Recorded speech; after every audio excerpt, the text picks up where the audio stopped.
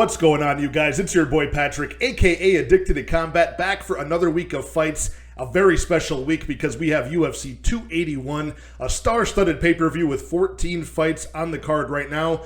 2 championships on the line. Israel Adesanya at middleweight defending his belt against Alex Pereira, and these guys have fought a couple of times back in their kickboxing days. And we've got Zhang Weili trying to get her belt back from current champion Carla Esparza at women's strawweight in the co-main event. So, again, stacked from top to bottom. With 14 fights, I'm going to try to breeze through some of these concisely, talk about things from a betting perspective. I do have 5 bets placed on this card already, and I will point those out as we move through the card. The overs and unders have just dropped, so I'll be able to point out some of those spots as well. And join me on Tuesday night this week, not Wednesday, but Tuesday night at 8 p.m. Central Time. I will be having Brady from DFS by the Numbers and the MMA Engine, a very smart sports bettor, very profitable long-term, and just a very nice guy. I'm excited to break down the fights with him on my live stream this week. And one last order of business. You guys know I'm a partner with BetUS Sportsbook. They've got very good lines on mixed martial arts gambling in general. They're going to have really good props out, high-value props for these big pay-per-view cards as well. So if you want free money to gamble with on BetUS, use my promo code AddictedToCombat125. Anywhere from a deposit from $100 all the way up to $2,500, you get a 125% deposit bonus match on that for the sportsbook. Check it out in the description and use that promo code for free cash. And without further ado, let's break into the first fight of the night. Okay, first fight of the night is at light heavyweight between Negumereanu and Carlos Ulberg, a classic grappler versus striker matchup at 205 pounds. And Carlos Ulberg is the first of 4 fighters on this card, I believe, that are representing City Kickboxing, which is where the champion Adesanya trains. And very much like Adesanya, Carlos Ulberg is a former professional kickboxer and very young in his MMA career. Ulberg is only 5-1 as a pro, and he's coming off of 2-1 record in the UFC, a 2-fight winning streak. And his last fight was very impressive. He displayed his power by dropping Tufan and Shukri with a jab, following up some ground and pound strikes and getting Tufan out of there in just over a minute in round 1. So very impressive power. Now he is met with a very durable opponent in Nikolai Negumereanu.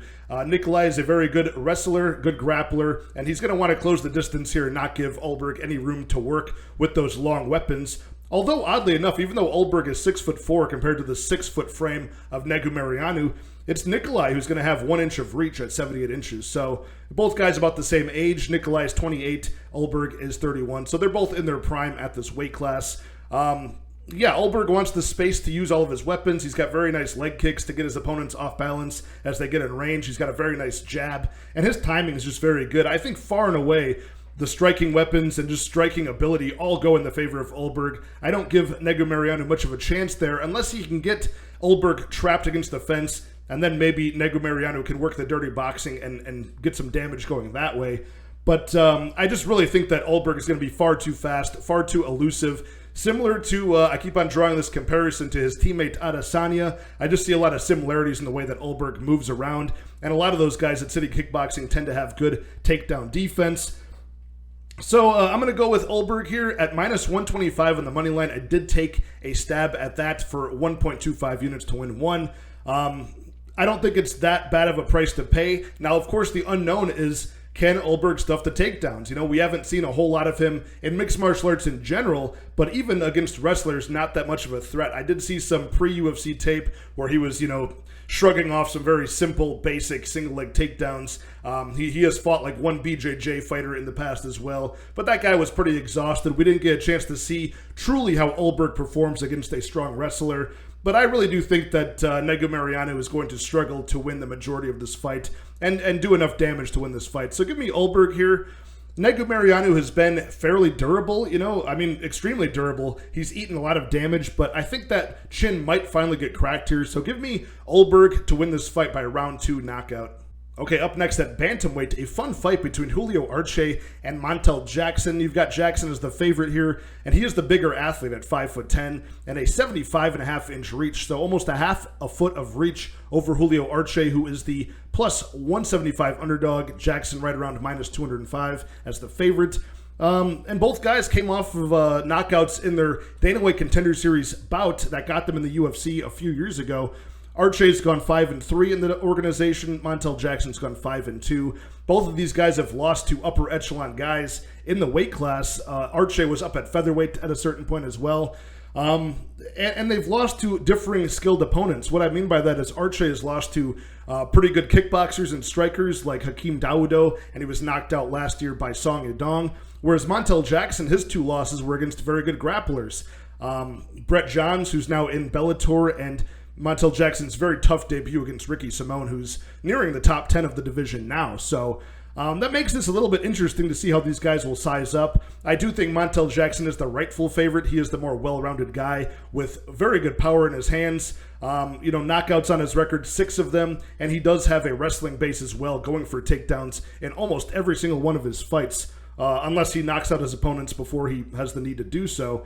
Now, you're going to see a very good takedown defense rating from Julio Arce at 94%, but like I mentioned, he's really been facing mostly strikers. His last 4 opponents, Daniel Santos was a striker, Song Yadong striker, Andre Ewell and Hakeem Dawodo both strikers, so not really getting a chance to test that takedown defense all that much against good wrestlers like Montel Jackson. This will be a weird fight to get in range. They're both southpaws in this matchup, but I'm going to trust that Montel Jackson wins the key striking exchanges, level changes, and can force Julio Arce to defend against the cage, where Jackson eventually does get the takedown pretty well. He goes from the single leg and starts wrapping up the legs, gets his opponent on their back, and he's got very good submission attempts so far, only getting 1 submission in the UFC, but I wouldn't mind looking for Montel Jackson by submission as a long shot prop. It'll probably be pretty high odds since you've got Arce only been submitted by Brian Kelleher pre-UFC, and you've got Montel Jackson only scoring 1 submission, but he looks for them very often. Sometimes he finds himself in submission threat trouble, but you can see his jiu-jitsu is very patient, very technical the way he sets things up. So give me Montel Jackson. Ultimately, I think he does win a decision here most of the time, but yeah, I might look for that Jackson by submission. That could be a sneaky prop, even if he does get it by club and sub victory. Okay, moving up to featherweight now. We've got Mike Trizano taking on Sungwoo Choi, and this is a spot where both of these guys really need to prove who belongs at the UFC level in the weight class. You've got Sungwoo Choi coming off of a 2-fight losing streak, as well as Mike Trizano losing 3 of his last 4. Both of these guys have experienced most of the losses in their career at the UFC level, right? Sungwoo Choi is 10-5 as a professional. 4 of those 5 losses have been in the UFC. Mike Trizano, all 3 of his losses have been in the UFC. And Trizano's lost by all types of methods possible, right? 1 by decision, 1 loss by submission, and his most recent loss was by knockout, and against a Dana White Contender Series newcomer as well. Mike Trizano had dropped Lucas Almeida in round 1, almost got him out of there, but Lucas Almeida able to be saved by the bell, recover, come back, and then knock out Trizano with a vicious left hook in round 3. And this is probably going to be a striking matchup here. Finally, a favorable matchup for Sungwoo Choi, who's had to fight like Movsar Evloev, Yusuf Zalal, and then he lost to Alex Caceres last year as well. This is a spot where Sungwoo Choi is probably just going to have a nice striking matchup, and I think Woo Choi is the much better, just more comfortable, relaxed, loose striker. Trizano tends to be flat-footed, plotting, load up, and really, kind of telegraph his shots before he throws. And if he misses, if he lands, it's going to be devastating. But if he misses, he's very far out of position, able to be countered. And, we even saw Sungwoo Choi try to wrestle in his last fight to mix things up against Josh Kulabau, who he ultimately lost a close fight to. This is a close fight. I don't feel comfortable betting either side of this one, to be honest. I will pick Sungwoo Choi for all the reasons I mentioned. I just think he's got very good boxing and a better in-and-out movement to land. Either land, get on the inside, and do damage early. He could get an early knockout, but if it goes past round 1, I think he's most likely going to win a decision over Mike Trizano. So give me Sungwoo Choi. The price seems about right for me at -160. Up next at women's strawweight, this is the first of 3 women's fights on this card. We've got Karolina Kowalkiewicz taking on Silvana Gomez-Juarez, and this is a spot where both women at strawweight are 37 years old. You would expect that from Kowalkiewicz because she's had 13 UFC fights, going negative in those, 6-7 record, and she just snapped a 5-fight losing streak earlier this year, beating the retiring Felice Herrig by round 2 submission. And I thought both women looked very unathletic and slow in that fight. There certainly has been a decline in the skill of Kowalkiewicz over the past several years. Now, Silvana Gomez-Juarez, also 37 years old, but only 3 fights in the UFC at this point. She was out-grappled on her short-notice debut against Lupe Godinez, a round 1 armbar loss. She was then able to knock down Vanessa Demopoulos in round 1, but then fell into the guard and tried to follow up with ground and pound. It got round 1 armbarred again. Now she finally got her victory in the UFC. Juarez was able to knock out Na Liang by a round 1 knockout. So many of her fights have actually ended, even pre-UFC, in round 1. Likewise, Kowalkiewicz, 3 of her losses were in round 1, getting subbed in 2 of them, knocked out in another against Jessica Andrade. So not putting Juarez's power on the level of Andrade, but she certainly can crack. You see the power she was able to stop Na Liang with early in that fight. And I really do think that Juarez just has more in the tank. You know, this is hard to bet on. And Juarez was actually the even money underdog just a couple days ago. She's now the slight favorite. So money is coming in on Juarez. And I would like to play this just because of fading the angle of Kowalkiewicz here. Back in, I think, like 2018 or 2019, it came out that Kowalkiewicz actually has Hashimoto's disease, which affects the thyroid. The metabolism gets all screwed up and things like that. You know, gives fatigue and other symptoms of that nature that, you know, even an aging strawweight professional fighter would suffer from. This makes it even worse. I'm sure making weight is really a pain in the ass for her as well. So that really does go in line, that diagnosis, with her 5-fight losing streak that she recently snapped. So I just think more in the tank and more athleticism and speed goes in the favor of Juarez here. Of course, all of the UFC experience goes in the favor of Kowalkiewicz. Fight doesn't go to decision, or the under 2.5 is actually at plus money right now. I wouldn't mind that as a way to play this fight, because I think that Juarez would get this done probably by knockout or some sort of ground and pound in this fight. Likewise, Kowalkiewicz could catch Juarez slipping, getting fatigued, maybe clinch up with her and get a grapple-based victory inside the distance. So I think either woman is live for the finish here. More likely it's going to be Juarez that gets her hand raised. So not a very high confidence pick, but I do like the plus money on the under 2.5 in this spot. But give me Juarez to win by knockout. Up next at lightweight is one of my favorite, most anticipated fights on the prelims. Otman Azaitar making his return at long last, taking on Matt Frevola. These two were supposed to fight back on Fight Island, I think, just under 2 years ago. I think it was January of 2021, if memory serves me right. But the day of the fight, Otman Azaitar was banned from the UFC. I believe him and his team tried to let in an uninvited guest into the, Fight Island quarantine zone during COVID. He scaled, their balcony and tried to deliver a bag to Otman Azaitar's team. So whether that was weight-cutting equipment or Paulo Costa's secret juice, we still don't know. But Otman Azaitar is a very hard-hitting guy, 13-0 in the division, and he's 2-0 in the UFC, flatlining Teemu Packalén, who never fought again after that, and then also flatlined Kama Worthy. So, and of course Kama Worthy then went on to lose a couple more times and just proved to be very chinny. But 10 first-round finishes are in the favor of Otman Azaitar. Matt Frevola is a guy who's had some durability issues in the UFC himself, but loves to get into wars nonetheless. He's very capable of wrestling, is Matt Frevola, but oftentimes he just likes to slug it out and get into very exciting fights. In his last fight against Valdez, who was a Dana White Contender Series debutant, undefeated guy in Valdez, Matt Frevola knocked him down 4 times. It was a pretty epic round. The ref did not stop that fight sooner than that, but he let Valdez be a warrior, and eventually Matt Frevola was able to pound him out on the ground. So this is a spot where I really do think that, the way to play this is playing the fight doesn't go to decision or the unders. Now, I was about to snipe the under 2.5, and it opened up at minus 125, so I put a few units on that. It's since moved to, I think, like minus 150 or minus 160. So I beat some line movement there. I still think that where this is at, anything under like minus 220, probably a playable line on the under 2.5. Neither of these guys are going to want to go to decision here. And they both proven to be, pretty kill or be killed in their way that they fight their fights. Otman Azaitar, we have not seen lose yet, but Matt Frevola is a guy who has undeniable power as well. So could be a very exciting round 1, maybe round 1 of the card. I just really do favor Otman Azaitar to win. I think his hand speed is very good. We haven't seen his chin cracked yet, and his right overhand is just powerful as all hell as well. So unless Matt Frevola can just really go against his instinct and wrestle from pillar to post, I don't think he wins this fight. Azaitar could be had for plus 100. Let me see if that has since moved.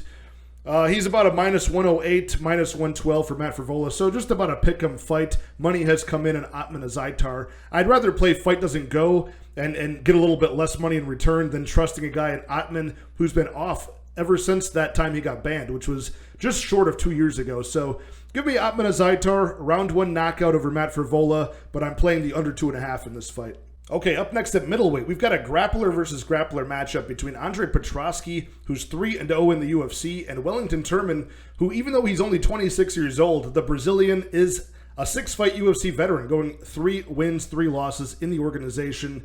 And both guys are very good submission artists. And of course, when I see 2 submission guys fighting each other, I want to see who's the better striker and who's the better wrestler. And oddly enough, I think Turman is the better striker, technically on paper, and I think he's got more weapons in his arsenal. Petroski is certainly the better wrestler, as we've seen time and time again. The guy is very physically strong. Strong double leg takedown from Petroski, and he's never actually been to a decision before. He's been finished in his one and only loss, which was by TKO to Aaron Jeffrey, who's a very good competitor in Bellator.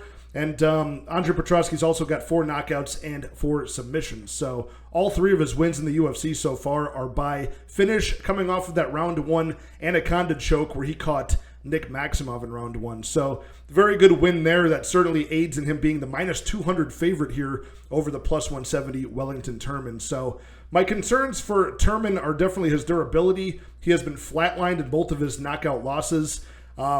His poor striking defense, which leads to that, but also his poor takedown accuracy. He has trouble getting the fight into his realm. Sometimes he just succumbs to, he resorts to getting the backpack, just jumping on his opponent's back from a standing position, which has worked for him a couple of times in the past. Now, Petroski, my big concern with him is his striking is very basic. He does throw a nice jab and then a big overhand left, which he swings, sometimes uppercuts his way into range, but it's usually 1 strike at a time and seems very easily timed and predictable. My other big concern for Petroski is the fact he's never been to a decision, and his tendency to fatigue into round 2 and round 3 from his heavy grappling approach really does concern me. That is how Aaron Jeffrey ended up beating him, was Petroski slowed way down trying to grapple with him, and by round 2 he got knocked out. So I could see that happening. You saw that against Hu Yazong. Petroski was, super gassed by round 2, so that's really a concern here. I don't think Petroski should be a minus 200 favorite, but Wellington Turman's a guy who always disappoints. So I'm not going to bet on him either. There is going to be a time I want to fade Petroski and all of the holes in his game. I don't think this is the time to do it. I will take Petroski to win, probably get either a club and sub victory or a ground and pound knockout over Turman, who I think has got some serious durability concerns. Now, if Wellington Turman comes out with the same urgency that we saw at the end of the Sam Alvey fight, where he got deducted 2 points, knew he had to win the last round, and was just really frustrated, looking for blood, throwing aggressive strikes, pushing the action, Superman punches, all sorts of things like that. If we got that version of Wellington Turman all the time, I would have no problem taking an underdog stab at him, but the fight doesn't go to decisions, probably the way to bet this fight, and I think Petroski does get his hand raised here. Up next, we've got a very fun flyweight fight, a prospect versus veteran matchup between Aaron Blanchfield, the 23-year-old 9-1 prospect here, the biggest betting favorite on the card at minus 400, over the underdog at plus 300, Molly McCann, who's been in the UFC 9 times now. There's a 9-year age difference here in the favor of the youth in Aaron Blanchfield. She's got a BJJ black belt, very strong wrestler, and she's extremely talented for her age. Going 4-1 in Invicta, 2-0 in the CFFC, and now 3-0 in her UFC career. Only 23 years old, and has been fighting UFC caliber competition her whole career so far. So Molly McCann, 6-3 in the UFC. She's got very scrappy striking. She can make fights dirty, really employ some good power and creative striking, as we've seen in her last 2 wins in a row, both spinning elbow to start off the sequence and knockouts. The Molly McCann, Luana Carolina fight in March, one of the coldest knockouts you'll ever see in round 3 over Luana Carolina. And then, of course, against Hannah Goldie, who was sort of a favorable matchup, an inexperienced girl. McCann was able to set up the strikes with a big right hand to wobble Hannah Goldie, get the spinning elbow, and then finish her off with ground strikes. So this is a spot where I think Molly McCann would have to fight the perfect fight for the majority of a 3-round fight, right? She'd have to sprawl and brawl effectively, really just land some devastating respect-earning strikes on Blanchfield, and then get back out of range or stay there and just defend takedowns. So I think it's a very unlikely outcome, which is why Blanchfield is such a big favorite. Blanchfield has got a very good ability to get the takedown, and in this fight, McCann's got 62 inches of reach, which is super short. Blanchfield is going to have 6 inches of reach over her, so for McCann to land those strikes and not get tied up and taken down, I think it's going to be very unlikely here. But you've got a lot of experience and a lot of power going in the favor of Molly McCann. I think Blanchfield's striking, although it should be improving, it's still very basic. You saw her last fight against J.J. Aldrich. Aldrich was able to out-jab Blanchfield at range, make her kind of hesitant to get in range, but at the end of the day, Blanchfield didn't even need to get takedown. She got a standing guillotine after, capitalizing on either a slip or a knockdown from J.J. Aldrich in that fight. So ultimately, give me Blanchfield here.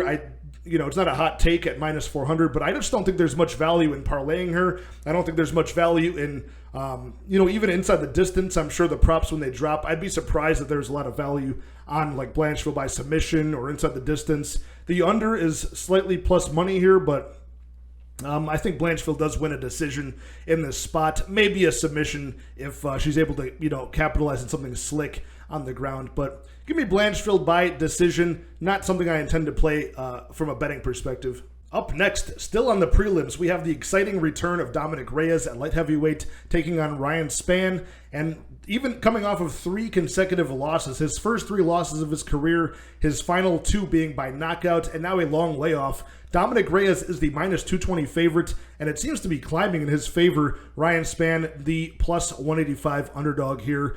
And again, even though Ryan Spann has been more active, he has, some physical advantages, being an inch taller and about 4.5 inches of reach in his favor, and a year of youth at 31 years old. Not that that's a crazy advantage, but all these things kind of going for him. He's still a sizable underdog here.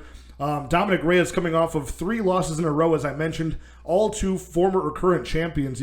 John Jones, by a very close split decision, was the champion, the best of all time. Jan Blachowicz, they were fighting for the belt, the vacant strap there. He got knocked out in round 2. And then Yuri Prohaska, probably for a contenders match, he got knocked out last year by round 2, spinning elbow knockout as well. So do I necessarily think that there's a decline in Reyes's durability? Maybe not. Those are both heavy hitters, but I think anybody is live to get the finish at this weight class. Ryan Spann is a guy coming off of an impressive victory over Ian Kuntalaba. And Ryan Spann's just a guy who's never been the most impressive. I think he's probably the worst fighter technically here out of the 2.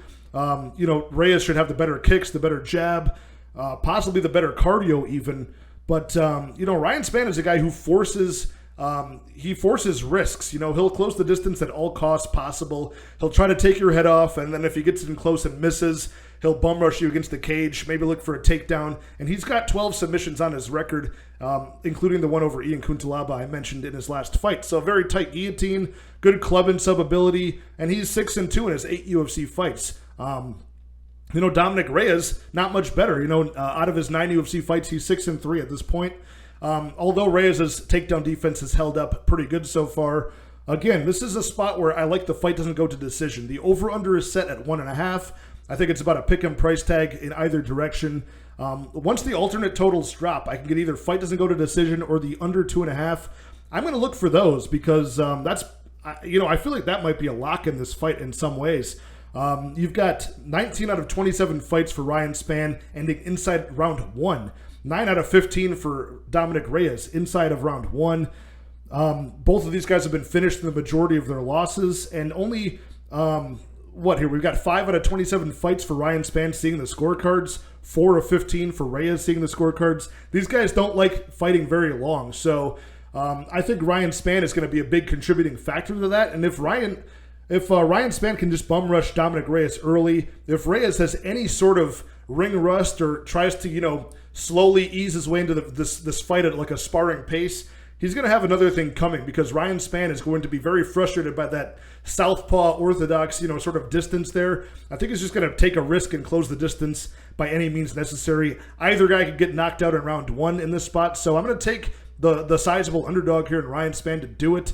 It gets to a certain point where Dominic Reyes, sure, he's probably the better fighter, but he has not won since 2019, and I can only forgive these losses so long. You know, it's like John Jones, forgivable, Jan Blachowicz, forgivable, Yuri Prohaska, the champion, but at a certain point, it's still 3 losses, and we haven't seen this guy fight in over a year, so fight doesn't go to decision is my bet for this fight.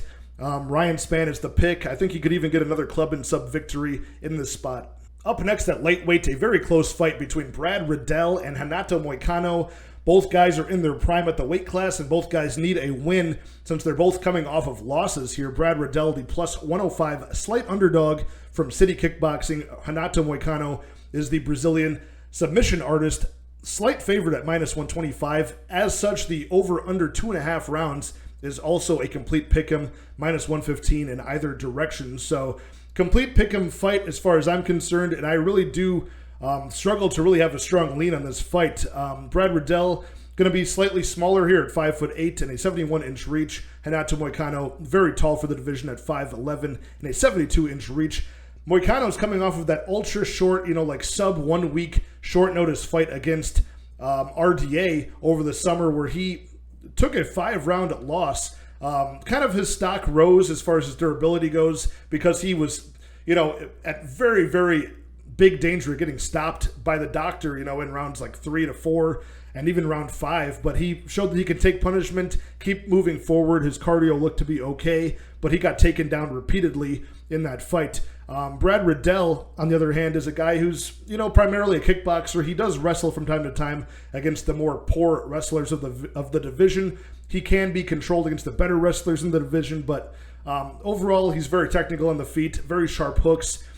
Seems to have some power, like respect-earning power and hand speed, but he's never finished anybody at the UFC level. And as the shorter man, Riddell's probably going to look to get on the inside and counter Moicano with, the jab to the body, big overhand right, those tight hooks, things like that. So Brad Riddell is a guy who I see as very capable of getting a stoppage win here. Moicano has been finished in 4 of his 5 losses. 3 of those were knockouts. They were all to very upper echelon strikers, though. Moicano, there's no secret to what he wants to do. He wants to get the back and sink in a rear naked choke. He's got 9 of those. Submissions on his record are all rear naked chokes, including his last win. So, actually, his last 4 wins in the UFC have all been under 2 rounds rear naked chokes. So sometimes he can get the job done early as well. Not the best takedown offense from Renato Moicano, and he sometimes can be guilty of playing jiu-jitsu off of his back, even though, as I mentioned, he doesn't have any submissions from that position. He will look for the sweep. I think Brad Riddell, if he can get on top, he'll be pretty safe to just rain down ground and pound and control time. Likewise, though, Moicano is going to look to use his length and reach, get on the inside of Brad Riddell, tie up, and, Moicano is one of these guys that even as big as he is, he'll just backpack somebody from, the cage position and just try to sink in the choke that way. So it's been successful in the past. He does have like a nice rear waist body lock.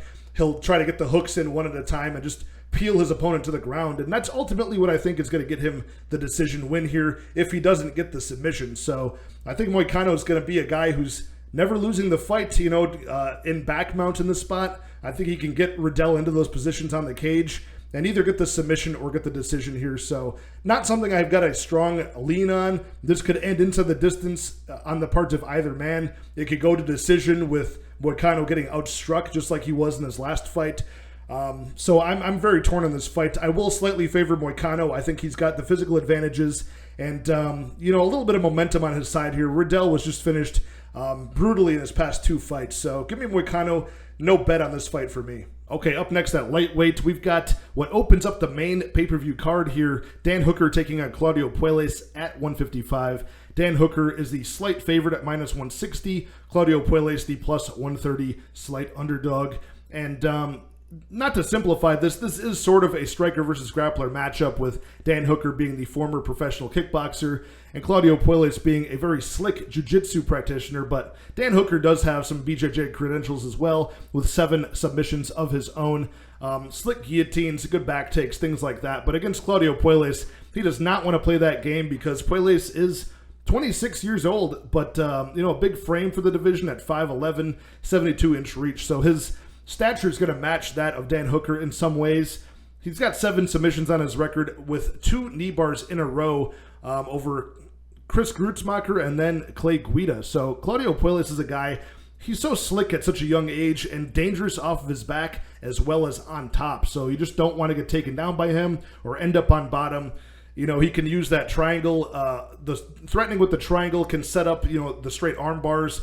Threatening with Kimuras, he can then get a sweep from that position and then eventually, you know, just interlace his legs with yours and look for that knee bar. That seems to be his, you know, bread and butter these days. So that's not very good against the long levers of Dan Hooker's long limbs. You know, he could get caught up pretty easily. You know, the last time he got submitted was, of course, to Islam Makhachev, the current champion, but Makhachev did have the wrestling to get that done.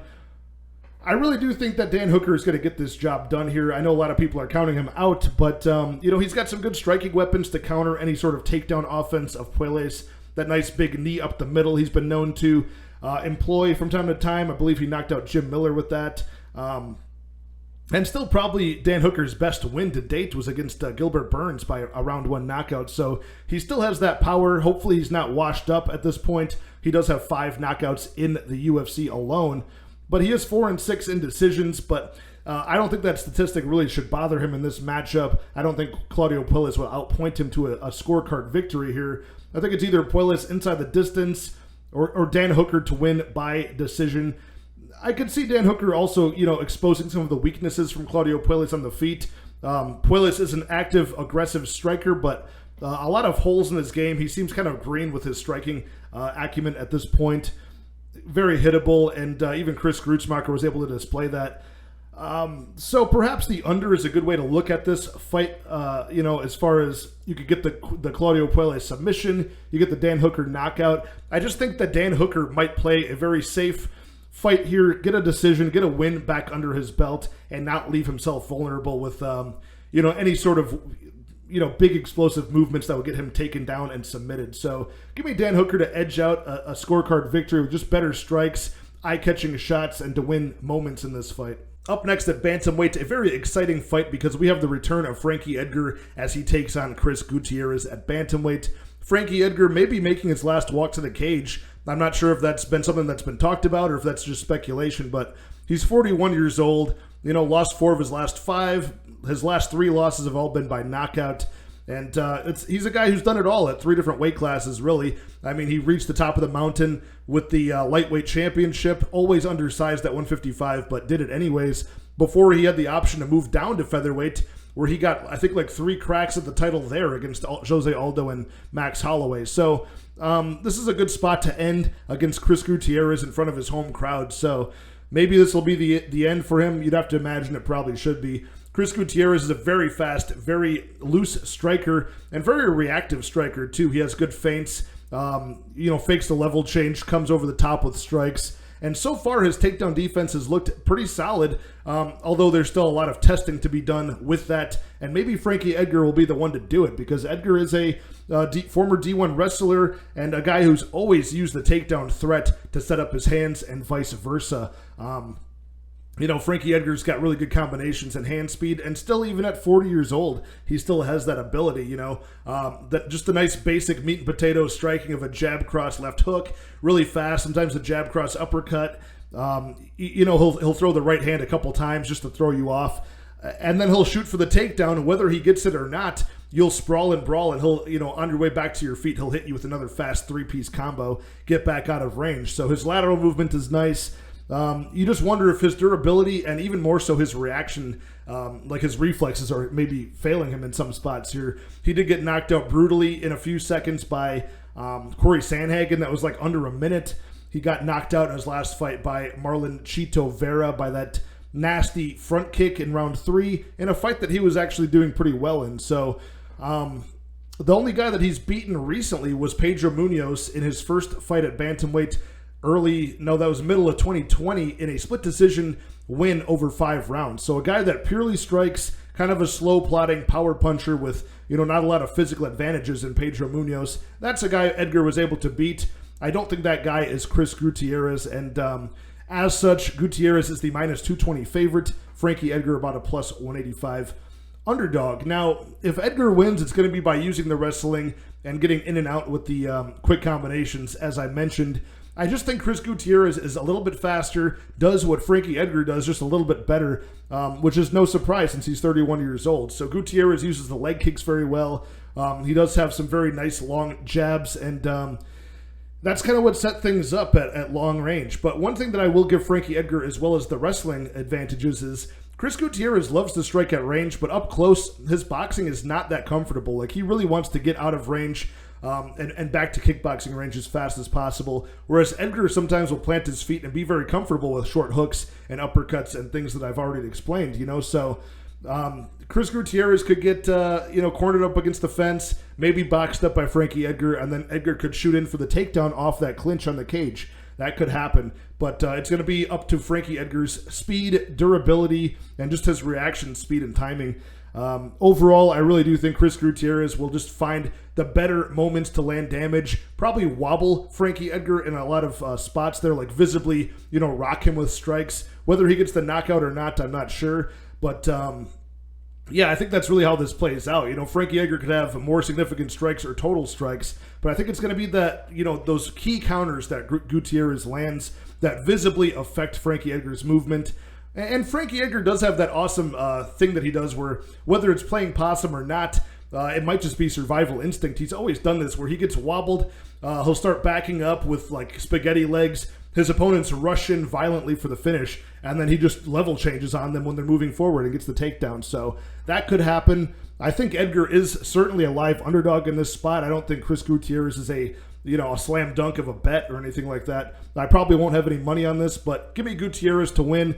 I just don't like the fact that this is probably the end of the road for Frankie Edgar, and his durability and speed are probably going to fail him here. So give me Gutierrez, either by decision or knockout. Up next at lightweight, we've got Dustin Poirier taking on Michael Chandler, a very exciting, high-level fight between two very exciting guys, and it seems like this match has been in the back of our minds to be made for a while since, I guess out of Michael Chandler's 4 UFC fights where he's gone 2-2, 3 of those opponents have also fought Dustin Poirier since he's been around for a while. Dan Hooker, they both fought and beat.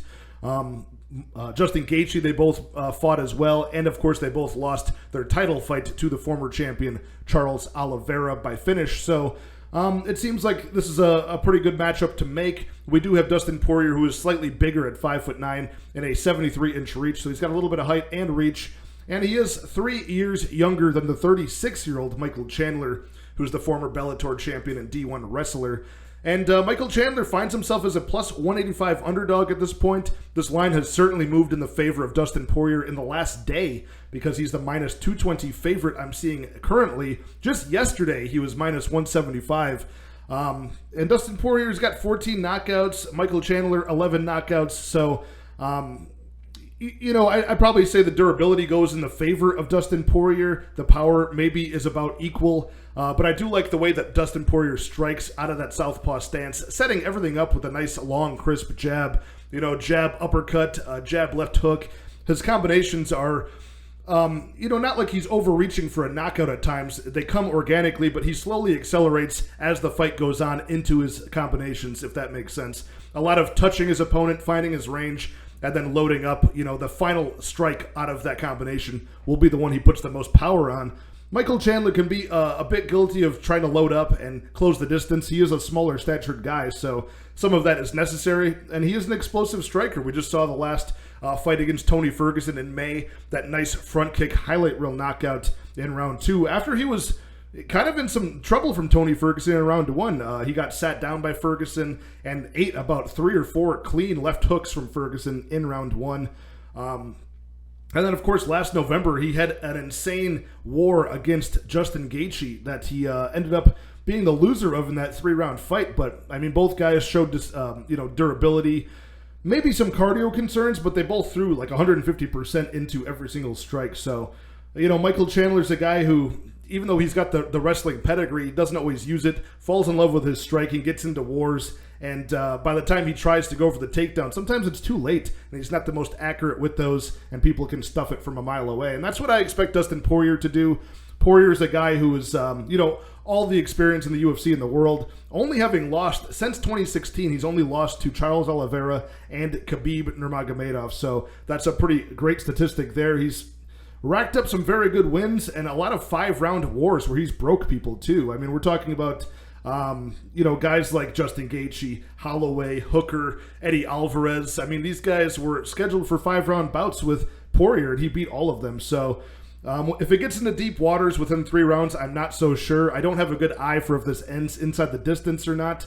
But I do think Dustin Poirier is, a very good bet here. I like him to get his hand raised. I was able to get him at minus 175 for 2.5 units just last night. So this line has moved like crazy. I expect it'll probably move some more. So Dustin Poirier is the bet for me on this one. Okay, up next is the co-main event of the evening. First of 2 championships on the line on this fight card. We've got Carla Esparza defending her strawweight championship against former strawweight champion Zhang Weili. This is kind of a clash of styles here because Carla Esparza, of course, notorious for shooting takedowns relentlessly, always diving at legs, and she's very proficient at getting those takedowns if she can get a hold of the single leg, suck it into her hips, and then, finish the takedown by cutting nice angles. Very good. Zhang Weili is going to have made a lot of improvements to not end up on her back for the majority of this fight. Now, 35 years old, Carla Esparza, she's had more wins and probably more fights than anybody else at strawweight, being in the division since its inception, 14 UFC fights, going 10-4 over those, and 11-3 in decisions. A lot of these are split decisions, a lot of them very close because her opponents will do a lot of damage. She'll get the takedown in control time, and then you've got yourself, a very big guessing game of who won the fight. That was no different against Rose Namajunas. It's just that fight was so boring with not much happening, and she was not very successful with the takedown attempts in that fight. The key ones that she did get, of course, probably won her the fight. But Zhang Weili is coming off of a very decisive win over the former champion, Joanna Jędrzejczyk. Round 2 spinning back fist knockout. Brutally knocked her out and, retired Jędrzejczyk after that knockout loss. A couple things going in the favor of Zhang Weili. She's never been submitted, and she's only been knocked out one time, and that was by Rose Namajunas. Why the never been submitted part is key here is because not only is Esparza a very good wrestler, she does hunt for submissions, leg locks, chokes at times, things like that, after softening up her opponents with ground and pound here and there. So sometimes she does not just hold position. Sometimes she does, but sometimes she does go and look for submissions as well. A lot of times when she does look for submissions, that's when her opponents can scramble against her and end up in top position. And Zhang Weili's got some very devastating ground and pound of her own as well. And that might be something to look at here. Zhang Weili is going to be the more unpredictable fighter here, right? She's got very good striking. I like a lot of her combinations. Her high kicks are very good, especially when she, lands like a jab, right cross, and then just follows it up with a left high kick after hiding the kick with the hands. Very nasty combination there. She does have the better ability to end this fight inside the distance. She's faster, more athletic. Zhang Weili's probably stronger. Way more striking output and more power. You got to give all of the UFC experience, of course, to Esparza. Her way to just knows how to win decisions. That goes in her favor, and her wrestling is better than anybody's in the division. And she's on a 6-fight winning streak with again, a lot of these are close. 3 split decisions, 1 majority decision in those 6-fight winning streak.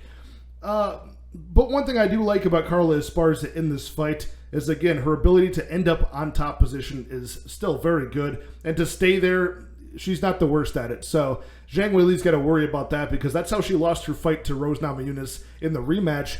There's a few key scrambles where she ended up on bottom position, and that probably lost her a very close fight. Now, all that being said, minus 360, the favorite for Zhang Weili, plus 295, the underdog price on the reigning champion, Carla Esparza. That's pretty unheard of.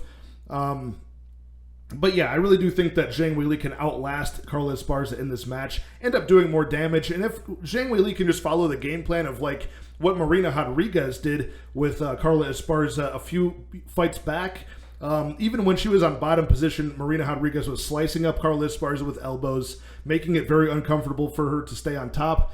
Eventually, scrambling to top position of her own, and then just landing more on the feet to close out the round.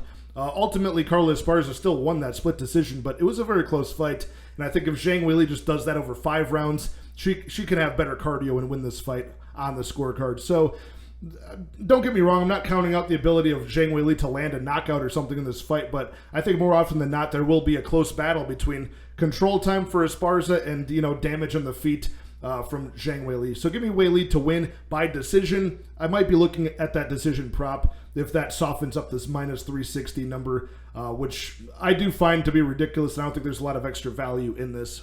Okay, we've made it to the main event of the evening, the middleweight championship on the line between Adesanya and Alex Pereira. Hit that like, hit that subscribe. Let's break into this fight where Israel Adesanya, the defending middleweight champion, is the minus 180 to minus 190 favorite. Alex Pereira is about the plus 170 or so underdog. And Alex Pereira and Adesanya, of course, the narrative makes this fight the most interesting because they have fought twice before. Back in their professional kickboxing days, you know, Alex Pereira actually narrowly beat Adesanya the first time by a competitive decision in 2016 in China.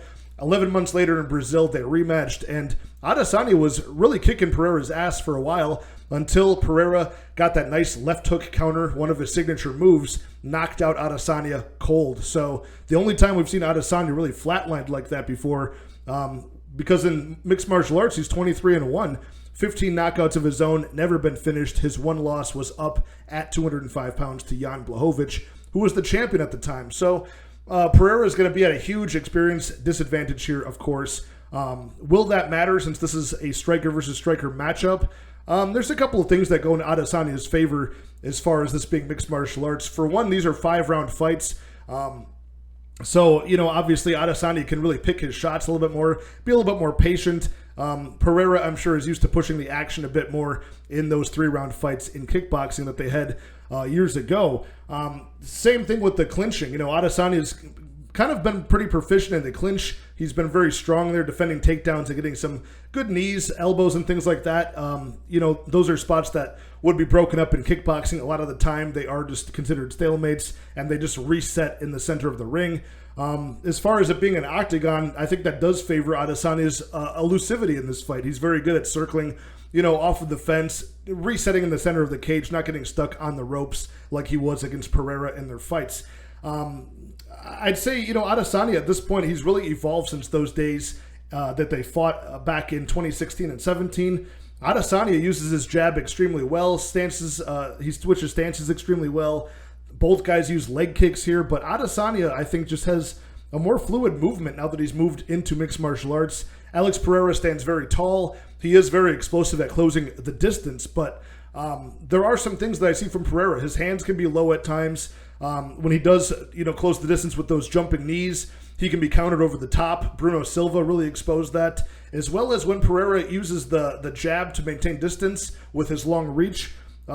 You know, guys have, like Pereira was actually countered by Bruno Silva a couple times, big right hooks over the top of that left jab. So I think Israel Adesanya is going to use, you know, not only the lead hooks to counter over that jab, but even things like the question mark kick that Adesanya is proficient in could be a good counter against Alex Pereira in those spots. So more often than not, I think we're going to see Adesanya really chopping at the legs, trying to, you know, slow the mobility of Alex Pereira, slow his advances, and I think Adesanya is going to be able to just outpoint him like he does every other power puncher he's fought so far, like Yoel Romero. Who else am I thinking? Paulo Costa, one of the guys he stopped.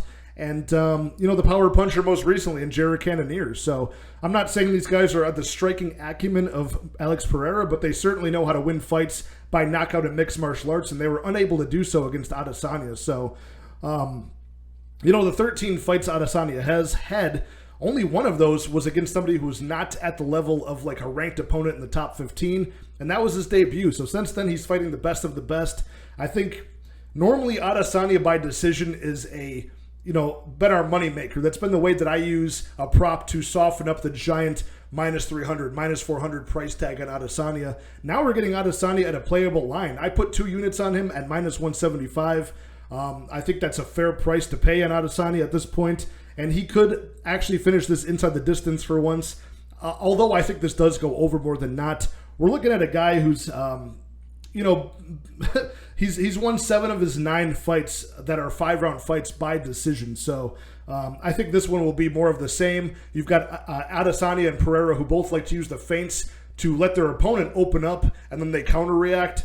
I think both guys are just going to be feinting at each other. Neither one wants to open up. It might be a very boring affair, as a lot of Adesanya's fights are. So as a bettor, I'm taking Adesanya to win this fight.